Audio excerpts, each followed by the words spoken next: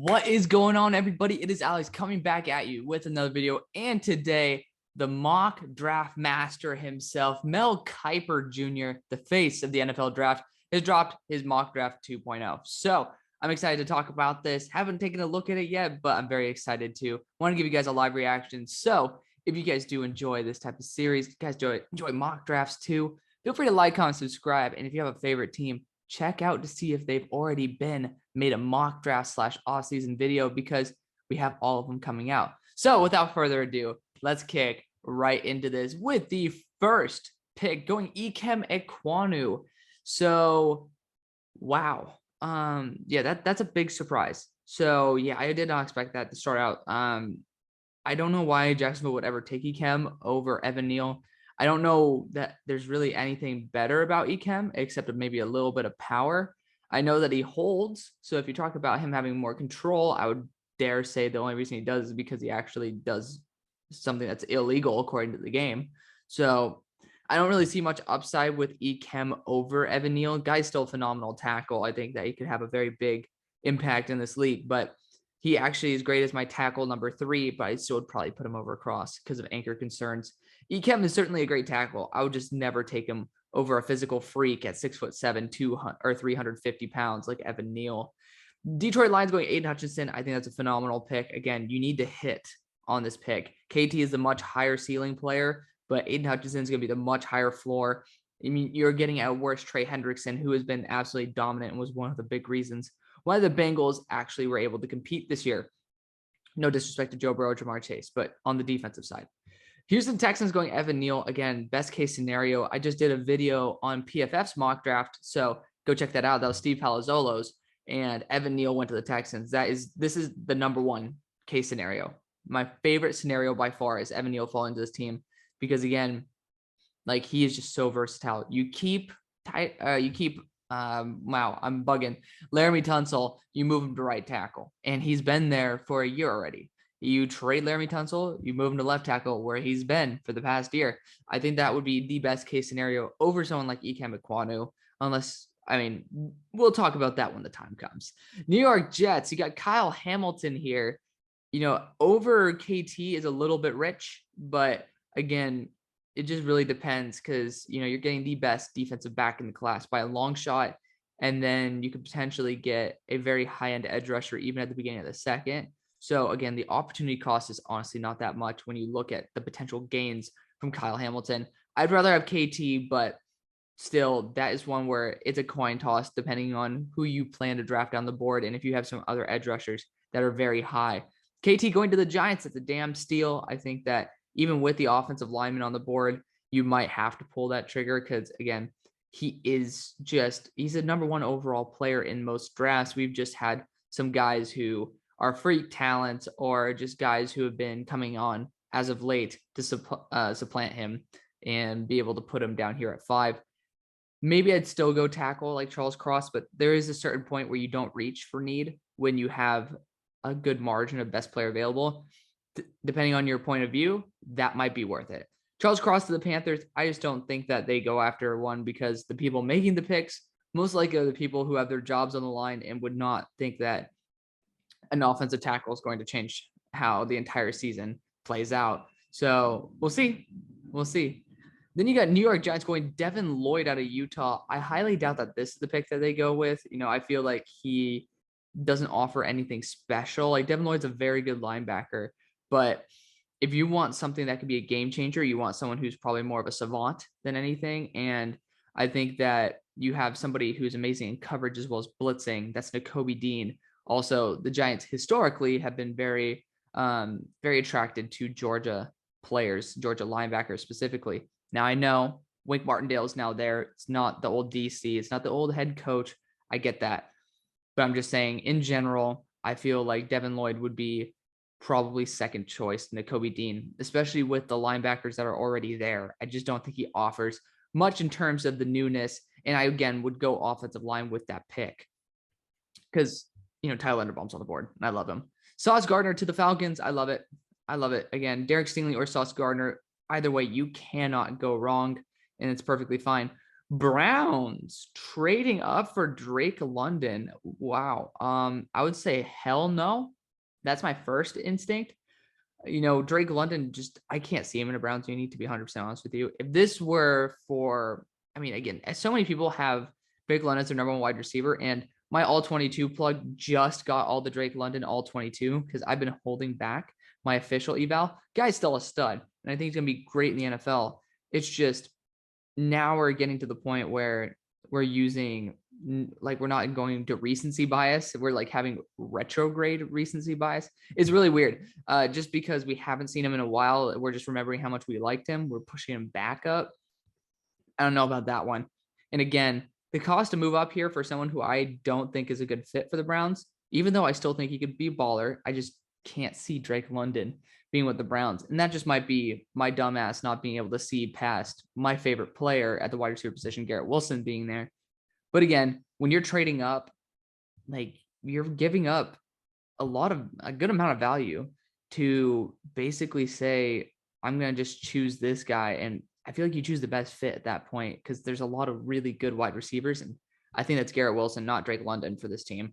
New York Jets going Tyler Linderbaum. He's a stud. I love him. Commanders going Kenny Pickett. I just talked about this. They've apparently phoned some calls over to New England for what Mac Jones would cost. I think that they're trying to see what would happen if they have a quarterback that's actually pretty solid and just doesn't do anything out of the ordinary, kind of just like a high floor quarterback. Kenny Pickett's probably your best bet at that. That being said, he's had some really shit plays too. I feel like he is going to be Derek Carr as a ceiling. And I mean, that'd be a good ceiling, just not a very attractive one. But at a number 11, can't be too pissed off at that. Vikings going Derek Stingley Jr. I think that's a phenomenal spot. I think it is. If you do see Tariq Woolen run a 4.2 and Derek Stingley's medicals don't check out, he very well could be falling past his pick like Caleb Farley did the year before. Jermaine Johnson is next to the Broncos, so they trade back and don't select Malik Willis. At least they traded back to get Jermaine Johnson. In this case, I think that edge is something that they should address in this draft. But with the depth of edge, basically having a shit ton of first-round quality edge rushers, you don't really need to take them here. And this is where you would take a shot on a quarterback. So I don't know, even if it's like Malik Willis is Mel Kiper's 21st dude on his board, I still think that would be worth it right there just to take a shot. Garrett Wilson's selected here. The Saints trade up with the Ravens. I'm very surprised by that. I think it's phenomenal. Don't get me wrong. I think it's phenomenal. I just want to see what the Ravens get because they have a shit ton of picks. I have a 7-round mock up right now, so you guys can go check that out. Put a lot of work into it. And trust me, finding guys to select for the Ravens because there were no trades was probably the hardest thing because it kept being like, damn, how many positions am I going to take here? So, yeah, I mean, Garrett Wilson is a stud player. I think that wide receiver is definitely something that the Saints should target. Apparently they're making room for Jameis Winston to come back. So cool. Then you got Trent McDuffie, somebody who I'm just lower on than most of the community. I just don't think he's special at all. He graded out as a 60 out of 100 for me. And again, grades don't mean jack. They're just a really good guide, but I'm having a hard time putting him in the late second. I just don't see him being a special corner compared to other guys. Like even Tariq Woolen, he has some very special traits. Again, that size and speed combo is ridiculous. Trent, to me, doesn't look that athletic. I'd love for him to be it, but I think Kyler Gordon would be a better fit here at 15 than Trent McDuffie would be. Then you got David Ojabo. Again, I think that there's better edge rushers than David in this class, but if Jermaine Johnson's off the board, it's pretty much him or Travon Walker, and it's kind of your pick of the litter right there. Travon Walker is next. I think that would be a very solid choice. I just like going offensive line because, again, I'll keep saying this. This is a very good defensive line class, and it's something that you can get later on. Number 18, the Ravens trade back and get Trevor Penning. So depending on how much money you get for that, I think that'd be a very solid option. Again, you can have him paired up with Ronnie Stanley. That'd be a very good mentor. I'm not vibing exactly with him at 18, but honestly, it's taking him from the Steelers, potentially getting a guy who could be, if he pans out, a very good tackle. I think that this would be a pretty good pick. Eagles going Treylon Burks. Finally, I tried to keep it a little bit low. I don't want to clap that loudly for you guys. Finally, somebody takes a receiver that the Philadelphia Eagles don't already have a version of. People will take Chris Olave or Jamison Williams. It's like, yes, absolutely. Take the exact same player that's already on the roster. When you're missing a big wide receiver, let's just get another type of Devontae Smith. Let's just get another Quez Watkins. Brilliant, right? No. Get somebody who actually offers something new. Treylon Burks is that big. He can get the ball in his hands, and he's really good after the catch. And this guy might be running in the 4.3s because I believe it. You watch versus Alabama, this dude is outrunning people in a straight line. This could be Philadelphia's way of righting its wrong of passing on DK Metcalf. This is their chance. So finally, the Eagles do something right and get Treylon Burks. In these mocks, they do it right.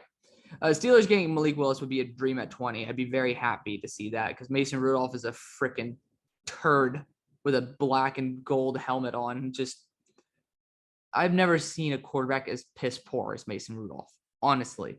He has the Brock Osweiler deer in headlights look. The guy doesn't belong in the NFL.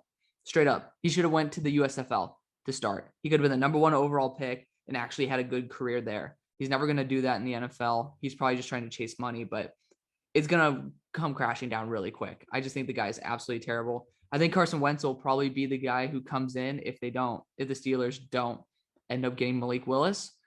I think that's going to be the move. So we'll see how that goes. New England Patriots getting Arnold Ebiketie. That is a ballsy pick, but I do love Arnold. He is a first-round graded player. I think that linebacker might be a better move, but again, the Patriots are going to do whatever the hell they want, and they're going to do a very good job with it. Arnold Ebiketie doesn't seem like it's out of the realm for the Patriots. Nakobe Dean for the Raiders would be a damn steal. I would love that. Olave for the Cardinals, you're pretty much getting Christian Kirk 2.0. So not that big of a fan of it. I'd much rather go after more of a unique receiver like Jahan Dotson. I think would be a better version of Chris Olave. But again, you can't complain. I know a lot of people think Chris Olave is a first, and he probably will be. Karlaftis to the Cowboys. I know Cowboys fans would get really pissed at that, but I do think it's the best player available. And at that point, at 24, you might as well take a shot on it, especially if DeMarcus Lawrence might be on his way out. Now you can have him and Micah potentially at edge, or Gregory and Karlaftis with Micah rotating in. I think that would be really good. I honestly do. Buffalo Bills going Devontae Wyatt out of Georgia. I'd be such a huge fan of that because I love Devontae Wyatt and he'd be a really good presence from the inside. I do think corner 2 might be a bigger need, though. I would just love Devontae Wyatt in a Bills uni. But again, you could also probably try to get that in the second round. Tennessee Titans going Jahan Dotson. I'd be a huge fan of that pick. Honestly, I think quarterback's a better pick, but it is what it is. With Ali Marpet gone, Zion Johnson to the Tampa Bay Buccaneers seems like it should be a pick. I'd be a big fan of that one again because Ryan Jensen also going to be gone. So big fan of that versatility right there. It's starting to seem like that could be the stars aligning. Green Bay Packers getting Jameson Williams. You do have a big arm quarterback, regardless of whether it's Aaron Rodgers or Jordan Love. So be very intrigued to see how that plays out. Dolphins getting Bernhard Raimann. I don't like him that much, but honestly, you know what? Just take a freaking shot on a tackle.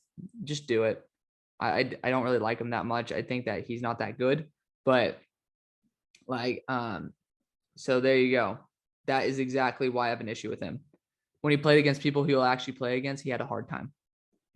It's like if you are okay against scrubs, but crap against players that you're going to play against, you're going to be crap. And I think that in time, he has some upside. And at number 29, if it happens, I'm fine with it. I am. Then you got Boye Mafe, outside linebacker, edge rusher out of Minnesota to the Chiefs. He's going to test out of his mind. So I think this is pretty predictive. It very well could be.